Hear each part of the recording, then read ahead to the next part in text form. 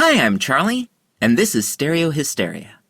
Our March artist of the month, Phil Angotti, is a Chicago-based singer, songwriter, and guitarist whose abiding love for 60s pop has informed the records he's made as a solo artist and with his band The Idea.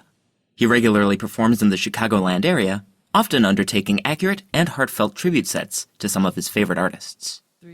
Phil also co-owns an awesome guitar shop in Chicago's Wicker Park neighborhood called Avenue N Guitars, where I met up with him for the interview we'll be hearing over the next hour.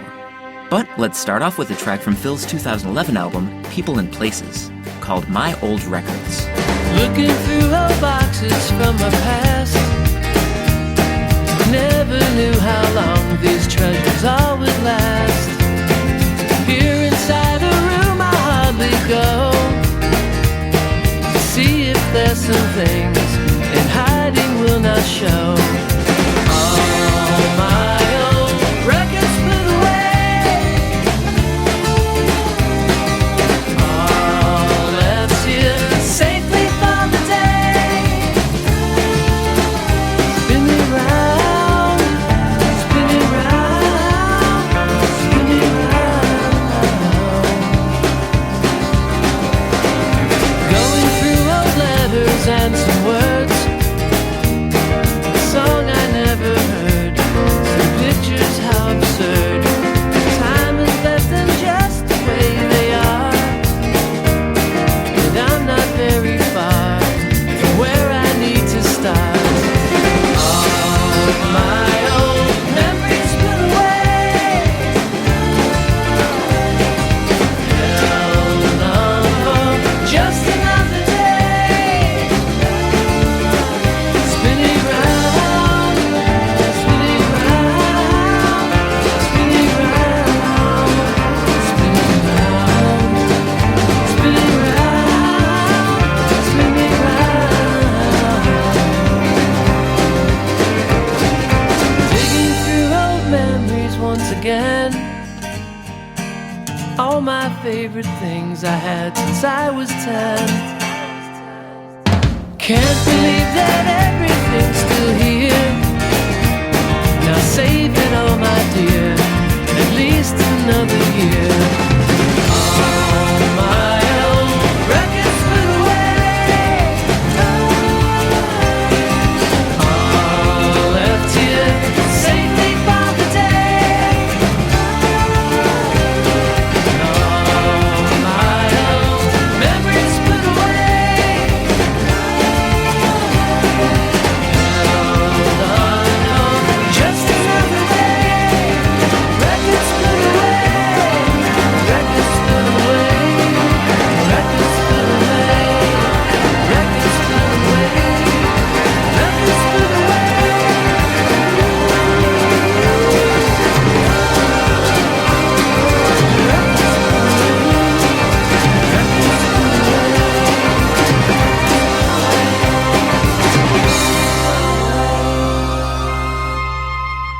Phil, thanks for sitting down and talking with me today. You're welcome. Nice to see you.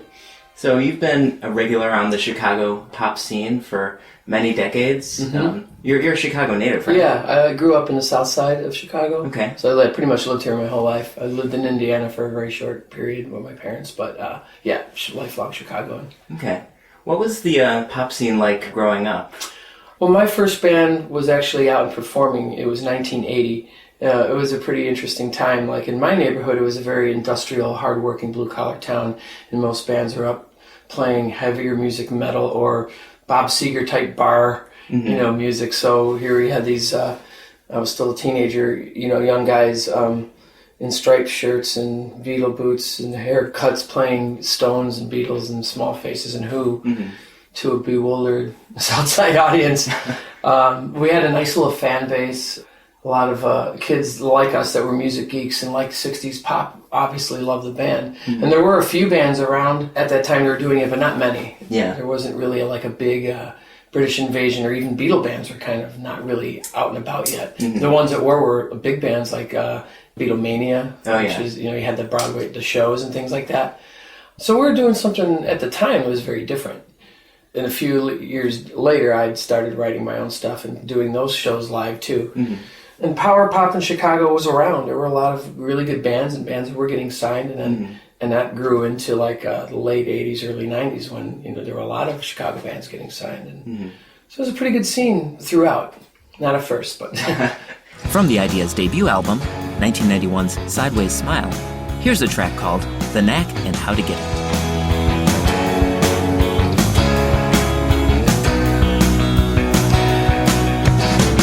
Of all the stupid things I've done, this ranks number one. And now she's gone, and I just don't have any more fun. And I tried all I can, still don't understand. How do I get it? How do I get it? How do I get it? I don't know. How do I get it? How do I get it? How do I get it? I don't know. 'Cause I just can't get you back, 'cause I don't have the knack. Don't have the knack. Don't have the knack. Don't have the knack. Some people seem to have a way with the things that they say.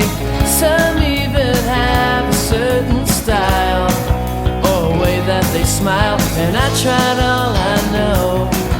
It only goes to show I don't have it. How do I get it? How do I get it? How do I get it? I don't know. How do I get it? How do I get it? How do I get it? I don't know. I just can't get you back, 'cause I don't have the knack. Yeah. Don't have the knack. Don't have the knack. Don't have the knack.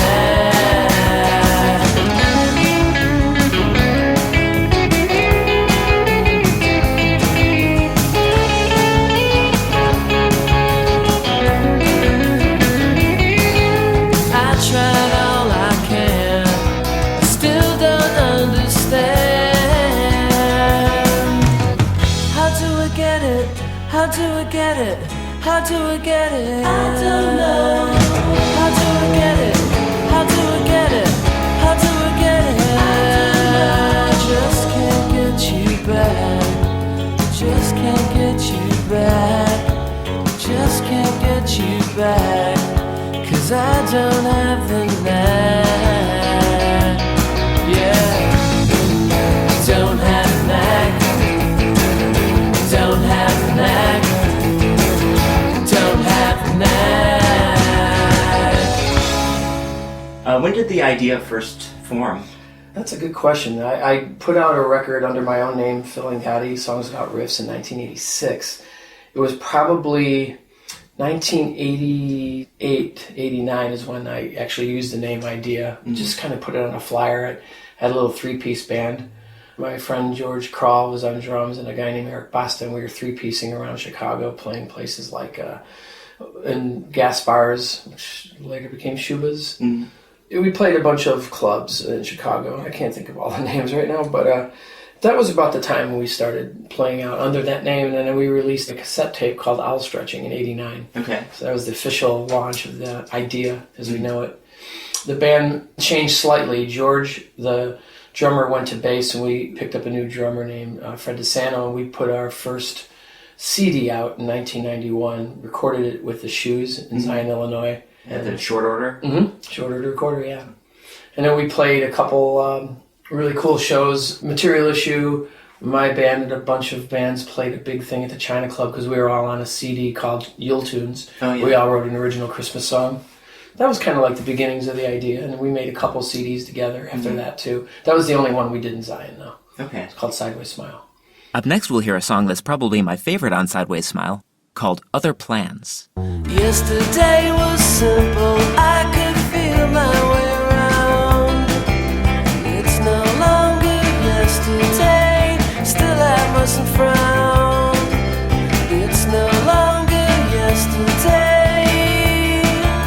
And if you want to hear from me, I have to tell you honestly that I had other plans.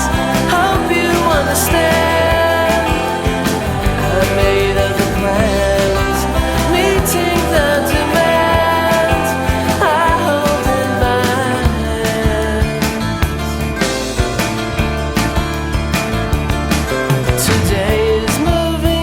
master, and I guess I just don't know of what it is I hope to be, where I'd like to go. And it's no longer yesterday. And if you wonder where I've been, I was only staying in, making other plans. Hope you understand. I have other plans, meeting the demands I hold in my hands.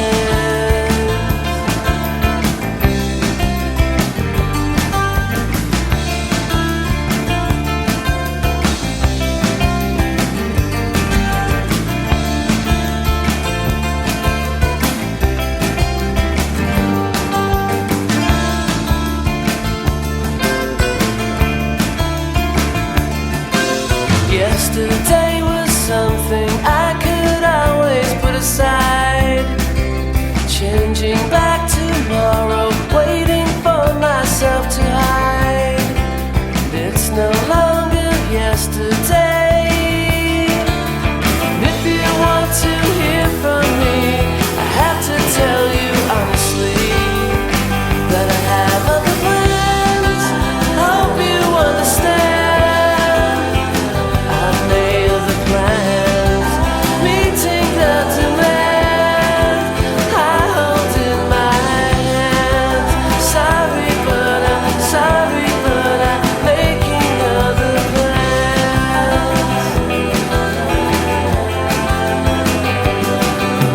It's no longer yesterday.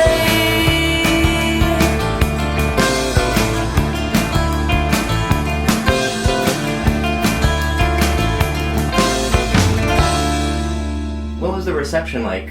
Our 91 release was actually all over college radio because the record company at the time actually were very good about that. We unwisely failed to follow up on it and tour. We were mostly a Chicago band. We were playing at home. Occasionally we'd go out of town and play some shows, but we didn't really hit the pavement as hard as we should have to follow up because we were getting good attention on college radio with that record. We were doing really good shows in Chicago. We were playing all the best venues, opening for really cool bands, and there was a good buzz about the group in Chicago through, from like 90 through 92. And it kind of waned a little bit, and we still continued to put records out all through under the name Idea up until like 1995 or 6.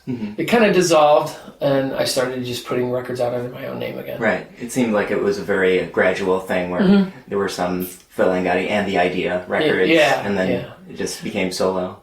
Like we did after Sideways Smile, we did an album called Picturesque. That was in a smaller studio. We did Afternoon Balloon, and that's when we joined a new record company called Our House Records. And that was a little bit of a shot in the arm again because they actually had a little promotion and money behind us. But again, it was more of a local thing.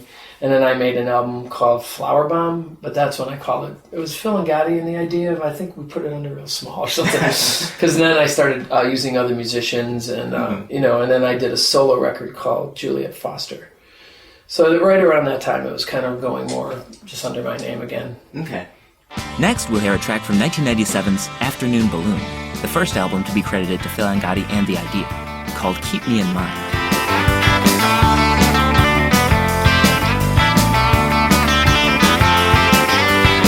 Before you start looking around for somebody new, before you start thinking that I'm not that good for you, anytime you needed help, I was there, nobody else.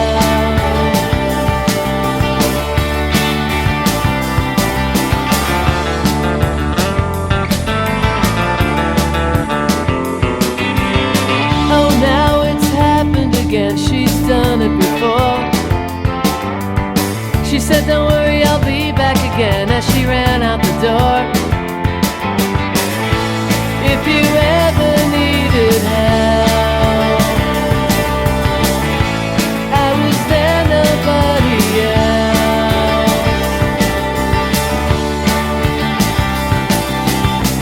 If you ever find any time, just try to keep me in mind. If you ever find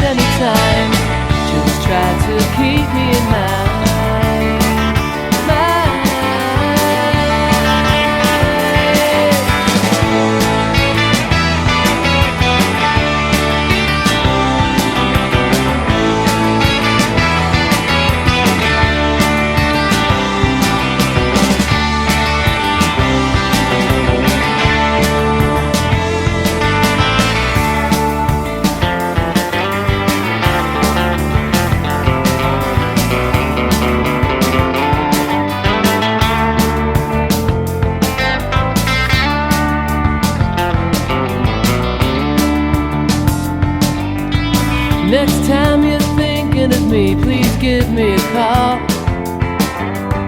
I just might answer the phone or put my head through the wall. Yeah, next time that you're bored with yourself, please write me a line. I'll even try to send a reply to tell you I'm fine. And if you ever need my help, you'll have to ask somebody else.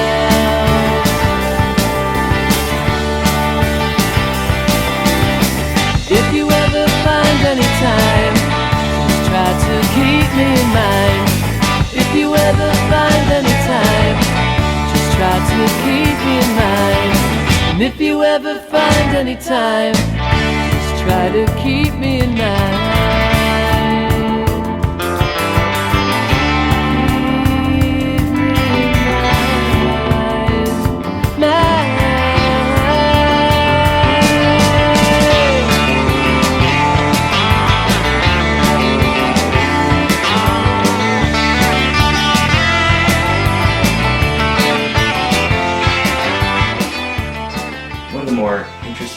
Shows that you've done in the past. You sat in with the surviving members of Material Issue. Yeah, that was a lot of fun. It's sad in a way that, Jim can't be here to do it. I was a big fan. I love the music. He's a great songwriter. But I was very, very honored that Ted and Mike thought to have me do that.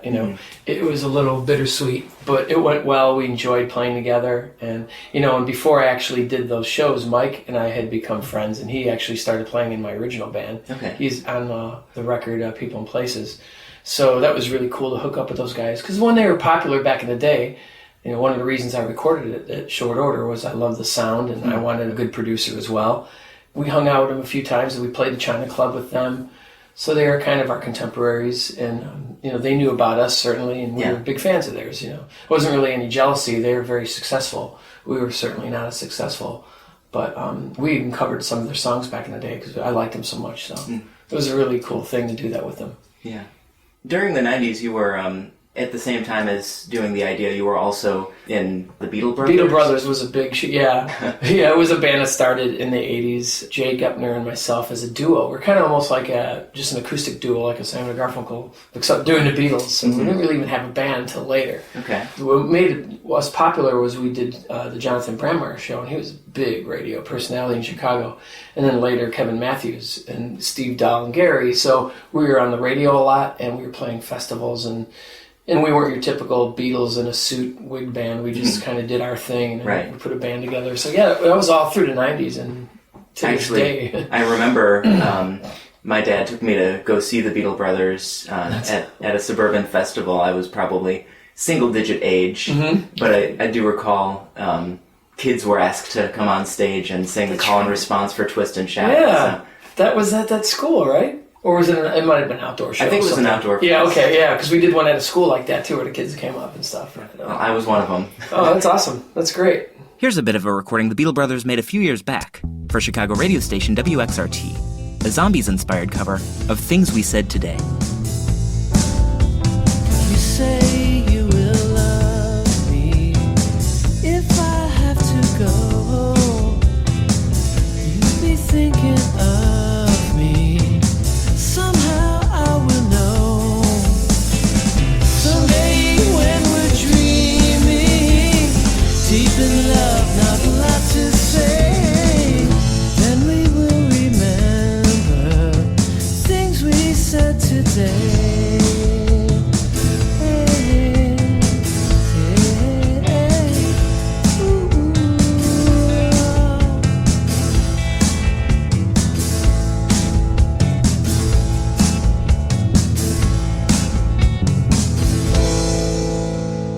Yeah, we had a lot of fun with it.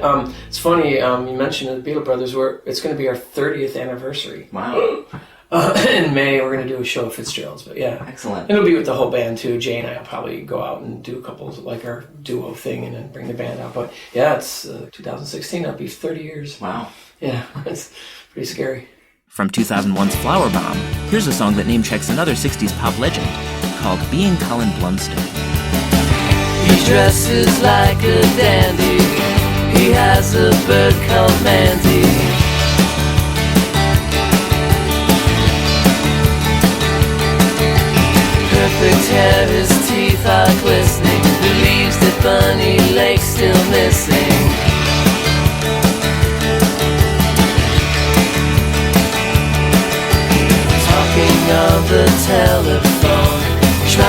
sound like Colin Blunstone.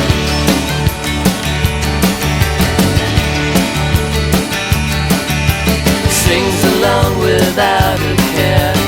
Had a wife, now she's not there.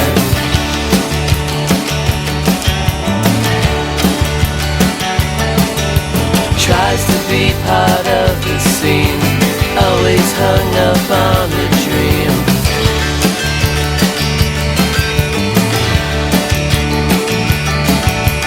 Like a prince upon a throne, looking just like Colin Blunstone.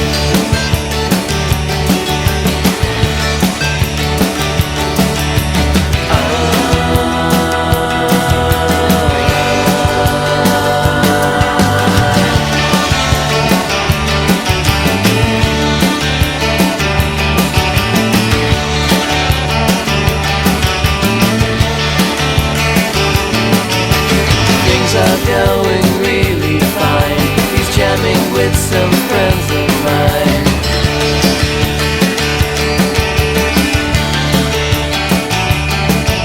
Still wears turtlenecks and polos. Now he says he's going solo.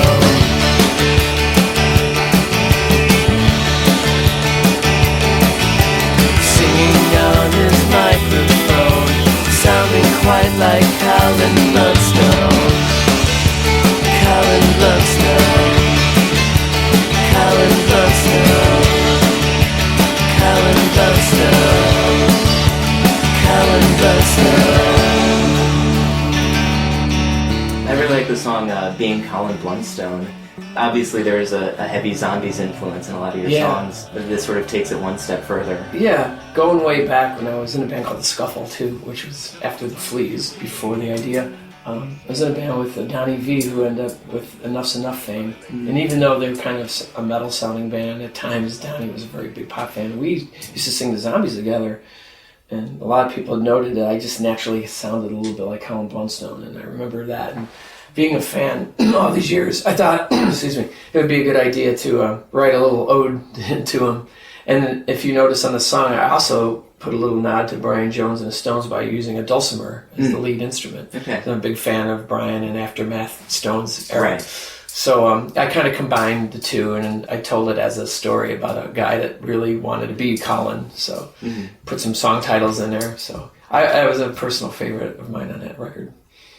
One of the things that I really liked about the last couple albums is that there seemed to be, I don't know if you would call them autobiographical songs, but there are songs like Me and Donnie V that have like specific references to people and places. Yeah, which is the title, yeah.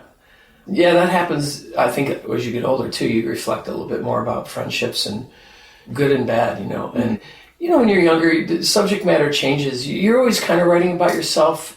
As you get older, I think you do get more reflective. And I think lyrically, I've certainly not only gotten better, I think, with lyrics, I think I've just been better at talking about myself without boring people too much. You know, you want to have an angle on it too. You don't want to always just write about the same thing. You know? So bringing other people into the story is interesting, I think. I like to hear songs that people write about themselves and about their experiences and people that they know. Right. It's a good way to do it. Here's another track from 2011's People and Places, called Me and Donnie V.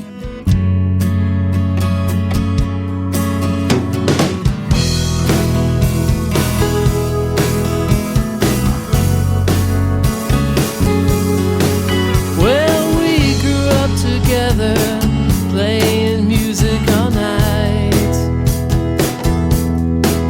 Us two and our harmonies, we're so good and so tight.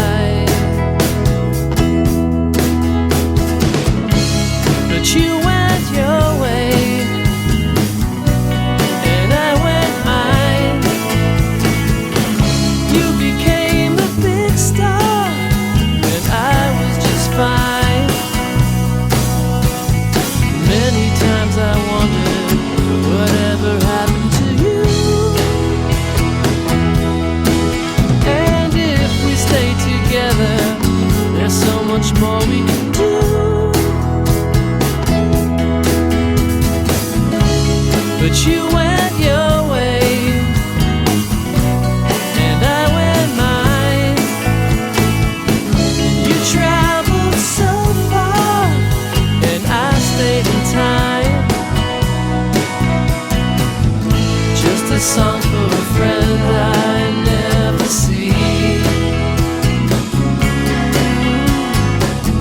Just a song about me and Donnie V.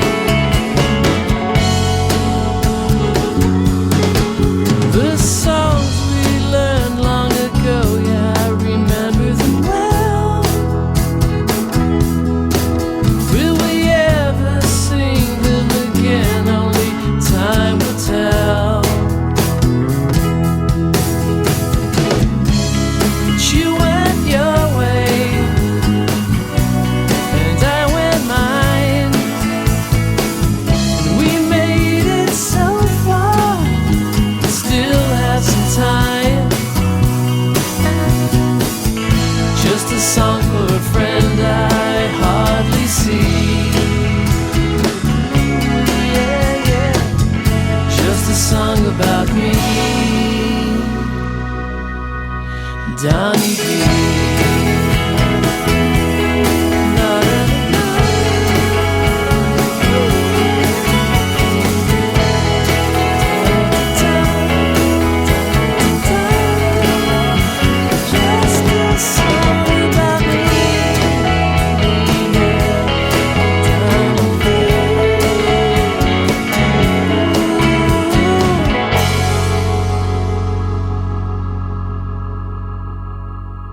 As you've continued making music over the years, it seems like the arrangements have gotten a lot more expansive. Listening to Sideways Smile versus People in Places, it seems like you've taken on a lot more auxiliary musicians. There's strings, there's brass. Yeah, you know, it's like there's only so much you can do with the three-piece power pop, you know. And I love the Rickenbacker jangly, you know, sound, and I always will go back to that, you know, in tracks. But yeah, I enjoy like recording. For instance, you know, I wrote a song basically on a ukulele, and I put a bunch of just, you know, non-electrical instruments on that track. From People in Places, here's that ukulele-driven song, inspired by his live tribute to Paul and Linda McCartney's Ram, titled Whatever Happened To. Whatever happened to the bluer skies under we grew as one, under the happy sun, honey, why so gray and baby blue? Whatever happened to you?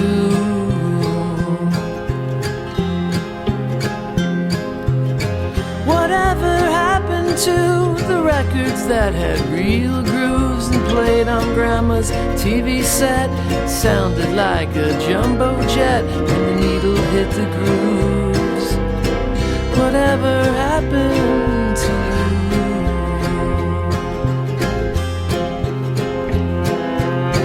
It makes it better when you sing along.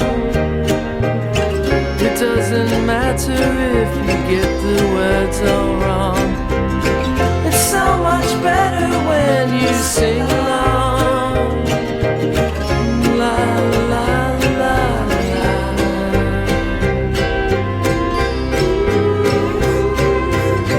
Whatever happened to the little girl that I once knew?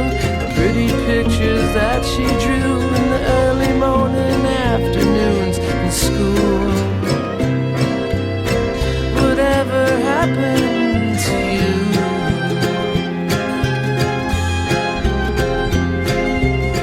What happened to this earth? It is still here for what it's worth. It's not the way it used to be. I think that anyone can see it's true. Whatever happened to you?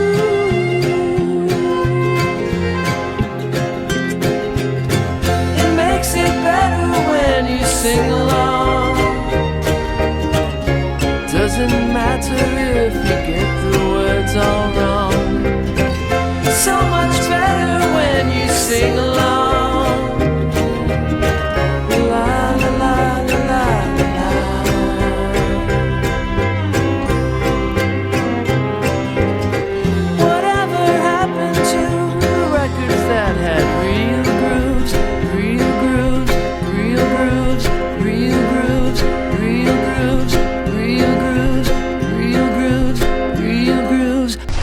I've recorded with upright bass. I've recorded with strings a lot. Carolyn Engelman from the Chamber Strings is a piano player, singer. She's been on my last couple records, so that was a nice influence, having some really good piano players play with me.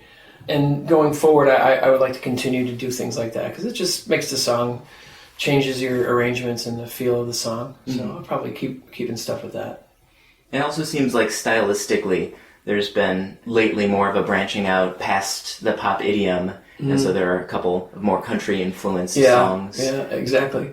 Would you ever consider doing like a full country album? That's a good question. I actually have, and it'd be kind of like a present to my dad. I grew up, my mom was more of the pop fan, and my father always liked Johnny Cash and Buck Owens and Waylon, and so there's been a big country influence all my life. I listened to country radio as a kid. And I actually thought about that. So you never know. That could happen. There's one really strong country song in the last two. And I actually wrote one recently that'll probably be on something I do next. Yeah, there's a good possibility. Excellent. Here's a track from Phil's most recent album, 2013's Life in Rhymes, called Daddy's Country Records. Well, Daddy's Country Records made a man out of me. I learned how to love and fight and swear when I was 3. Mama didn't like it, but today she sure agrees. But Daddy's Country Records made a man out of me. When I was a baby, now I heard a lot of songs. Mama liked Gene Pitney and I loved to sing along. Till one day my daddy played me songs by Buck and Cash, and all the songs were country coming from our Chevy's dash. Daddy's Country Records made a man out of me. I learned how to love and fight and swear when I was 3. Mama didn't like it, but today she sure agrees. Daddy's Country Records made a man out of me.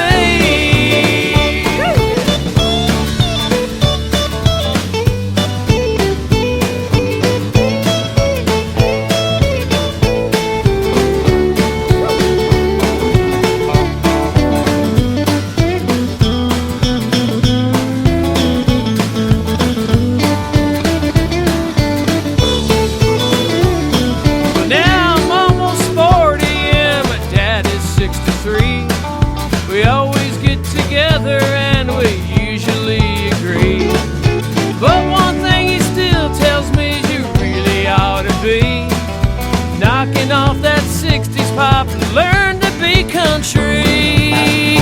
Well, Daddy's Country Records made a man out of me. I learned how to love and fight and swear when I was 3. Mama didn't like it, but today she sure agrees. Daddy's Country Records made a man out of me. Daddy's Country Records made a man out of me. I learned how to love and fight and drink when I was 3. Mama didn't like it, but today she sure agrees. Daddy's Country Records made a man, made a man, made a man out of me.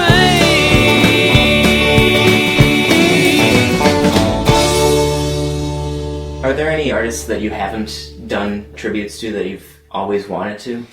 That's a real good question. I'm a big Nick Drake fan. I'd have to have a lot of guitars on stage because the tunings are all over the place. Right. He'd be somebody I would like to present, because a lot of people do know him and a lot of people don't. I think the more people hear him, really enjoy him. He's an amazing artist. I mean, I think a lot of people just know Pink Moon from being in the commercial. Commercial, right? Yeah. He's a mystical character and figure, but from a guitar player's standpoint too, he's a brilliant musician. I think it would be an interesting show to get that out to people. From 2004's Juliet Foster, Phil's first proper solo album, here's a song that points to his Nick Drake influence, called No Moon Tonight.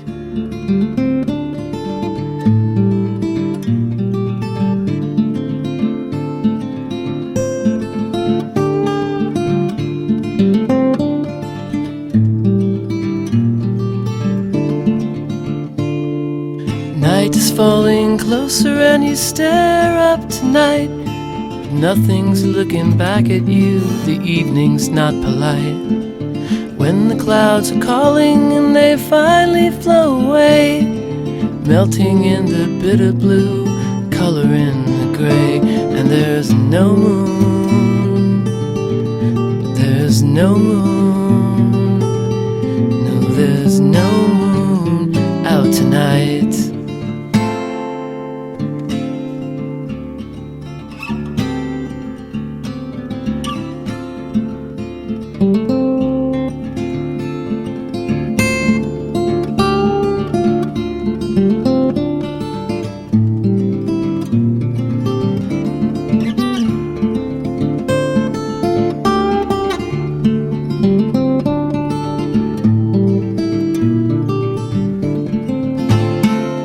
Your soul is softly searching for meaning in the skies.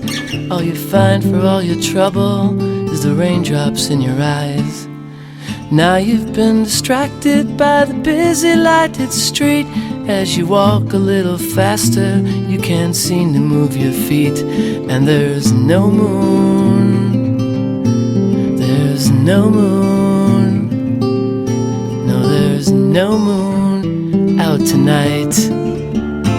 And there's no moon, there's no moon, no, there's no moon out tonight.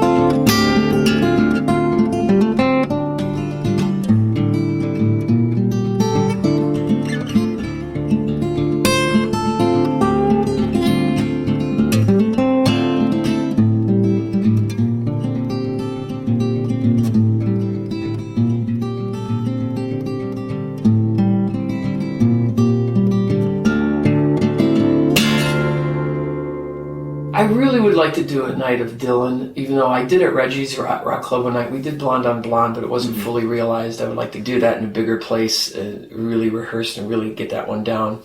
But I am a huge Bob Dylan fan. I would probably like to do something like that. Steve Marriott with the Small Faces era. I love the Small Faces. I think maybe doing Ogden's Nuck on Flake with a narrator would be an interesting record to do. I think that'd be a lot of fun. But those are the ones that come to mind first as far as somebody I really like to feature. I think that would be really cool, hopefully soon. You're kind of known throughout Chicago for doing a lot of tribute nights. I mean, just this year you've done Buddy Holly and Elvis Costello and the Rolling Stones and Tom Petty. When you're working half the time on your solo stuff and half the time doing other people's music, does one of them sort of inform the other one? No, I mean, I've always worn my heart on my sleeve with my influences, my original music. I've made no bones about the fact that it's a little bit, anybody that's heard me has always noticed I'm very throwback in my approach, recording guitar-wise and stylistically, In some ways that's good, in some ways, maybe it would pigeonhole me a little bit, but that's just kind of the way I like to record and present myself. So doing this music as I got older and really getting into the bands that I've enjoyed to play has been a lot of fun for me because, when you do get older, it's harder to get a new audience to follow you around with your original music. It really is a younger man's game, Right. And I get that. You still have your old fans that still enjoy coming to see you, but playing to audiences my age and even older, and then younger people even like to hear an album like, for instance, like This Year's Model by Elvis Costello, to hear it, us play that, because we grew up with it when it came out, so we really know those records. But it's a lot of fun for me to do that. It all started with the Halloween shows. You became somebody. Yeah. But there seems to be a lot of not only interest in it, but the clubs seem to hire us and like us doing this kind of thing. There's a few bands around Chicago, like I just played with Great Moments in Vinyl, that want to present records on stage. Right. Tribute Source do a little different thing where they become a band that night, and that's a very popular band. I've actually sat in with them a few times. But I've been doing like favorite albums for a long time, but I don't really have a name for the concept of the band. It's just Phil Angotti does Ram, or so I really enjoy it. This seems to be something I'll be doing going forward too. Excellent. Sorry, my voice is a little scratchy today. Well, I mean, you were doing Mick Jagger yesterday. Yeah, right. You mentioned that you were working on something for vinyl coming up. Yeah, so this one, Charlie, is more of a retrospective album. They're songs I've gathered from the last, Phil Angotti solo era, remixed, which is kind of nice because you always think when you put a record out, as an artist, like, oh man, I should have done this or I should have done that. Right. So I remixed a few songs, kind of personal favorites and fan favorites, kind of a blend. You can call it greatest hits. There are 2 songs on there. One is an older song that I've never released, and another one is a brand new song. So there are a couple interesting things, and a remix of one of my favorite songs, Too Late Tomorrow, which has appeared on 2 different records now. But so it'll be on this vinyl, and then there will also be a CD version too. And then a brand new record of all new originals, hopefully by the end of the year for November, December. So 2 projects coming out. Hoping to get the vinyl for Record Store Day. We'll see. Fingers crossed. I'm hoping. Yeah. So you never know. If it doesn't work, it will be out by May for sure. But I'm really hoping for April. It's getting mastered now. So awesome. Fingers crossed. From 2001's Flower Bomb, here's the original recording of Too Late Tomorrow. Hand on my chin, I was lost and looking in the glass of time. Or was it just the wine that made me cry? I hope I'm satisfied. I saw myself an older man folding up his paper plan and hiding it in his hand. It made me say, am I okay?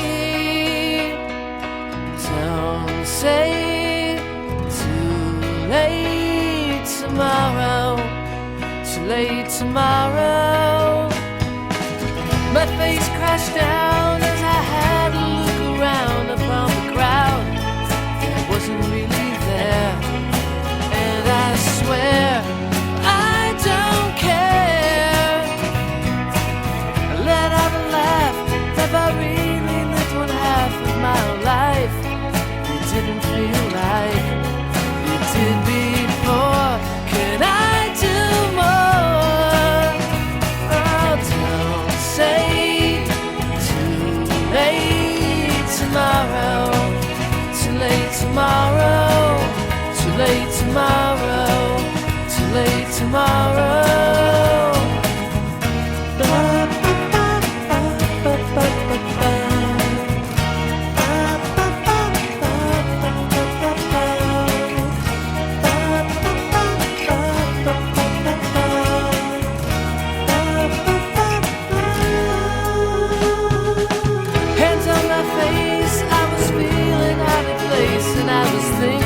About a time that wasn't mine, it made me cry.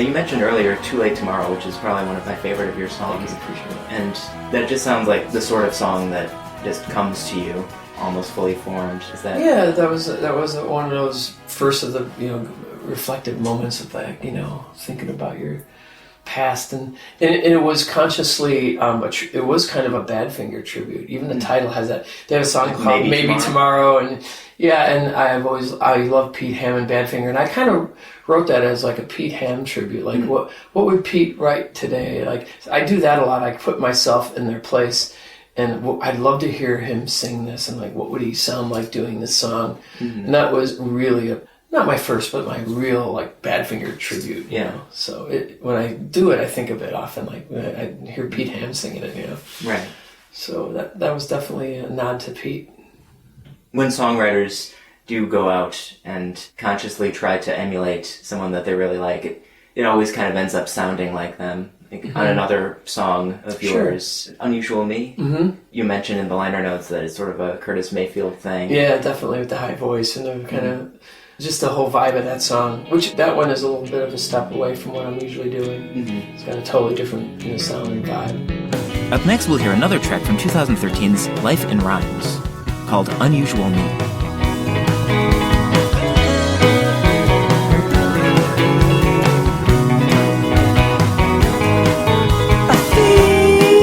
A stone statue trying to crack a smile. I may be looking at you, but I haven't moved in a while.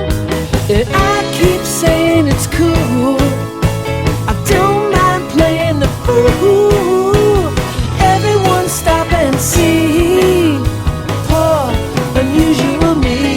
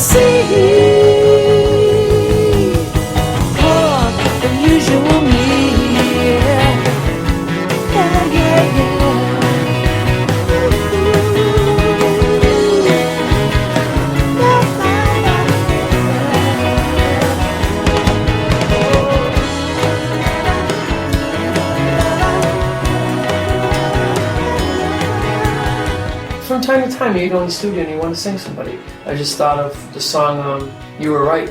That's my Tom Petty song. I really sound like Tom in that. Just the way, the approach of the vocal. You know?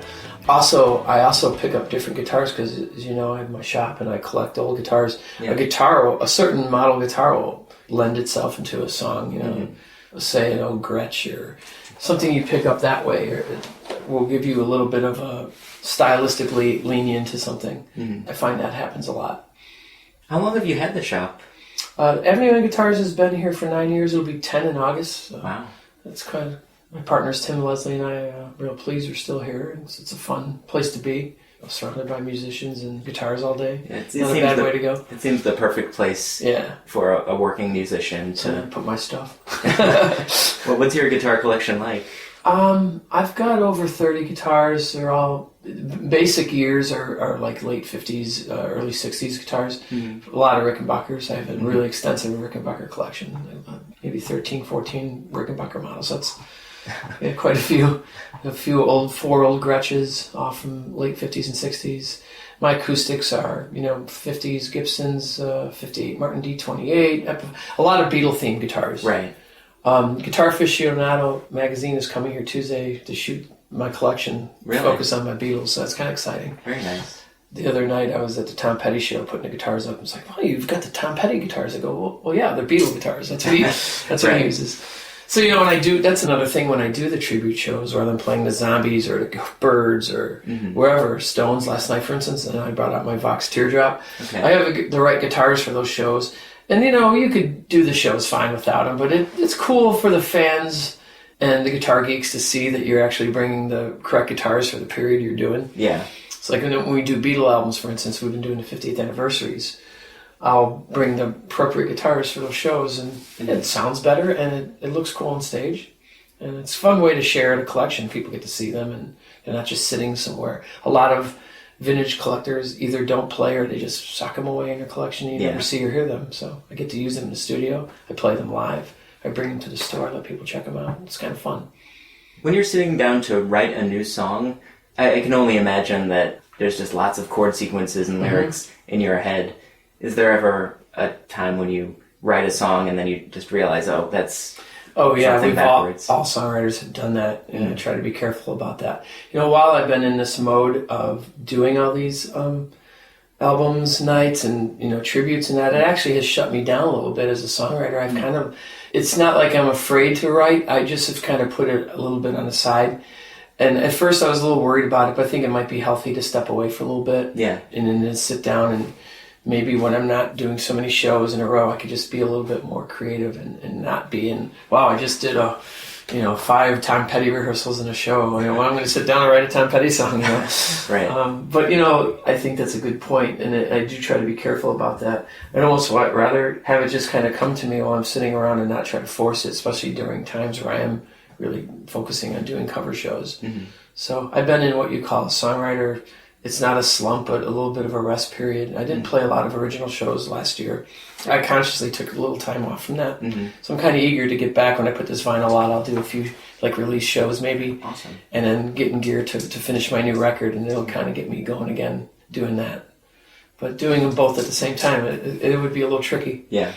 So, what is your songwriting regimen, for want of a better word? That's a good question. Do you just sort of compile ideas? I think so. I think there is a work ethic to it that you need to sit down and maybe, I'd like to work on something today. And there are days that something will just come to you. You could be in a car, and I have a pencil and paper. I'll write a lyric down, or, you'll get an idea. Modern technology allows us to even have a cell phone where we can press a button and there's a little thing on there, reminders or notes where you can kind of sing into it. Yeah. Because it used to drive me crazy. I had 2 kids, and when they were really little, I had a little play school recorder for my son with a little plastic microphone. That was actually my songwriting 4-track, because I just didn't have time to sit down and 4-track, and I'd be watching the kids or doing something at home, some menial task, and I would record with that thing. And I'd go back and press the button and laugh. I'm like, oh, my stuff is on this recorder.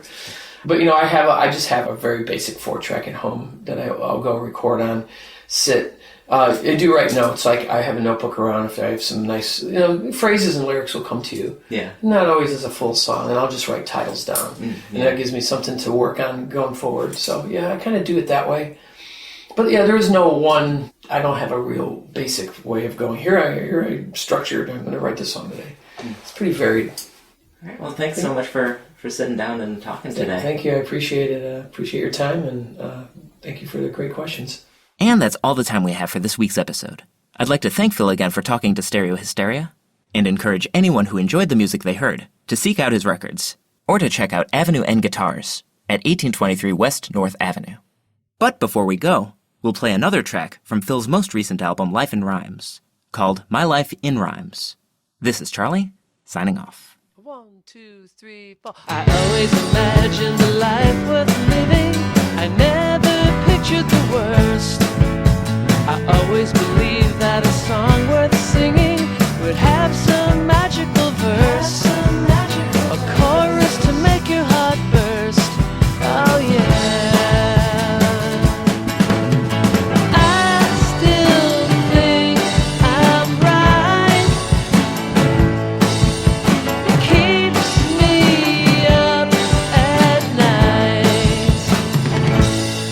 life and rhyme.